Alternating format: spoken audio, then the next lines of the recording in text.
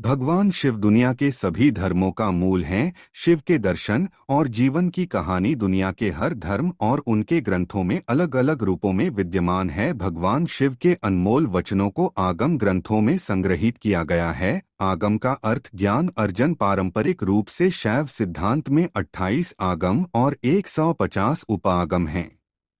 शिव पुराण, शिव संहिता, शिव सूत्र, महेश्वर सूत्र और विज्ञान भैरव तंत्र सहित अनेक ग्रंथों में अनमोल वचनों को संग्रहित करके रखा गया है। उनमें से ही कुछ अनमोल मोती। एक, कल्पना ज्ञान से महत्वपूर्ण। आइंस्टीन से पूर्व शिव ने ही कहा था कि कल्पना ज्ञान से ज्यादा महत्वपूर्ण है। हम जैसी कल्पना और विचार करते हैं वैसे ही हो जाते हैं। सपना भी कल्पना है। नंबर एक, कल्पना ज्ञान से महत्वपूर्ण। आइंस्टीन से पूर्व भगवान शिव ने ही कहा था कि कल्पना ज्ञान से ज्यादा महत्वपूर्ण है। हम जैसी कल्पना और विचार करते हैं वैसे ही हो जाते हैं। सपना भी कल्पना है। अधिकतर लोग खुद के बारे में या दूसरों के बारे में बुरी कल्पनाएं या ख्याल करते रहते हैं। दुनिया में आज जो दहशत और अपराध का माहौल है उसमें सामूहिक रूप से की गई कल्पना का ज्यादा योगदान है। नंबर दो, बदलाव के लिए जरूरी है ध्यान। आदमी को बदलाहट की प्रामाणिक विधि के बिना नहीं बदल सकते। मात्र उपदेश से कुछ नहीं बदलता। भगवान शिव ने अमरनाथ गुफा में माता पार्वती को मोक्ष की शिक्षा दी थी। पार्वती और शिव के बीच जो संवाद होता है उसे विज्ञान भैरव तंत्र में संग्रहित किया गया है। इसमें ध्यान की 112 विधियां संग्रहित है।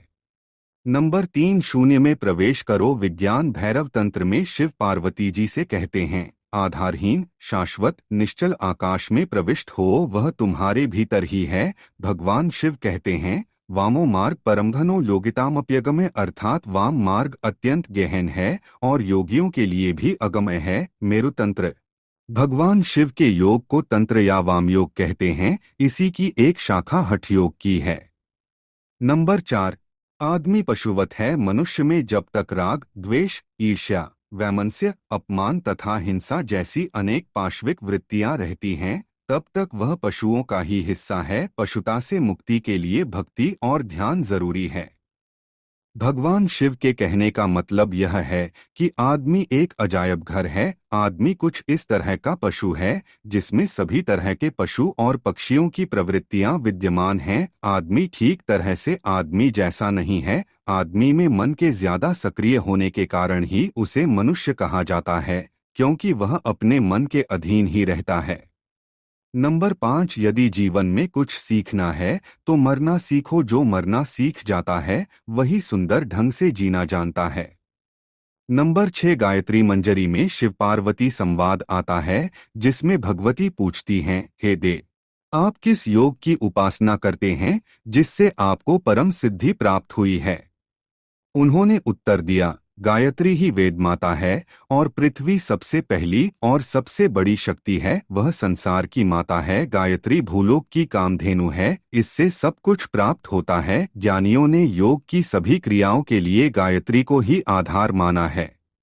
नंबर सात, जीवन को सुखमयी बनाने के लिए भोजन और पान पेय से उत्पन्न उल्लास, रस और आनंद से पूर्णता की अवस्था की भावना भरें। उससे महान आनंद होगा, या अचानक किसी महान आनंद की प्राप्ति होने पर, या लंबे समय बाद बंधु बांधव के मिलन से उत्पन्न होने वाले आनंद का ध्यान कर तल्लीन और तन्मय हो जाएं। नंबर आठ, प्रकृति हमें जीवन देने वाली है। इसका सम्मान करो। जो इसका अपमान करता है समझो मेरा अपमान करता है। दुनिया का हर काम प्रकृति के नियमों और तरीकों से ही होता है, लेकिन अहंकार से ग्रसित लोग ऐसा मानते हैं कि सब कुछ वही कर रहे हैं। नंबर नौ, योग की शक्ति को समझो। विस्मयो योग भूमिका, स्वप्न शक्ति, वितर्क आत्मज्ञानमु, लोकानंद समाधि सुखम शिव सूत्र। अर्थात विस्मय योग की भूमिका है, स्वयं में स्थिति ही शक्ति है। वितर्क अर्थात विवेक आत्मज्ञान का साधन है। अस्तित्व का आनंद भोगना समाधि है। नंबर 10, अपनी तरफ देखो, न तो पीछे न आगे। कोई तुम्हारा नहीं है। कोई बेटा तुम्हें नहीं भर सकेगा। कोई संबंध तुम्हारी आत्मा नहीं बन सकता। तुम्हारे अतिरिक्त तुम्हारा कोई मित्र नहीं है। शिव सूत्र। नंबर 11, माया को समझो। आत्मा चित्तम कलादीना तत्वानाम विवेको माया। मोहावरणात् सिद्धि। जागृत द्वितीय कर शिव सूत्र।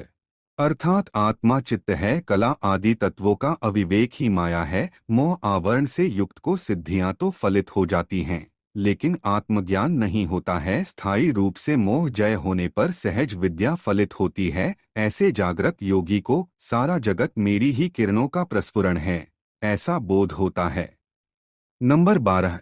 अपनी जागरूकता का विस्तार करो। अन्य प्राणियों के शरीर में अपनी जागरूकता का विस्तार करके महसूस करो कि वे क्या सोचते हैं। अपने शरीर की